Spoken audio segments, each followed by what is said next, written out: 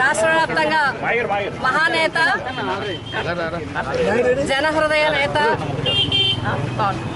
YS Rajasekhara Reddy గారి జయంతి సందర్భంగా ఘనమైన నివాళులు అర్పిస్తున్నారు. పిఠాపురం నియోజకవర్గంలో పిఠాపురం పట్టణంలో వైఎస్ఆర్సీపీ కుటుంబ సభ్యులందరూ కూడా మరి వైఎస్ రాజశేఖర రెడ్డి గారికి విగ్రహానికి పూలమాలను సమర్పించడం, అదేవిధంగా పార్టీ ఆఫీసులో సహకరించడం, ఇక్కడ పాత బస్ స్టాండ్ దగ్గర విగ్రహానికి సంబంధించి మనం నారాయణరావు గారు వేణు నారాయణరావు గారు మాజీ కౌన్సిలర్ గారు వారు ఇక్కడ అందరినీ కూడా మమ్మల్ని అందరినీ పిలిచి స్వీట్స్ పంచి మహానేతని గుర్తు చేసుకోవాలి మనం అందరం అని చెప్పి వారి కార్యక్రమాన్ని ఏర్పాటు చేయడం జరిగింది.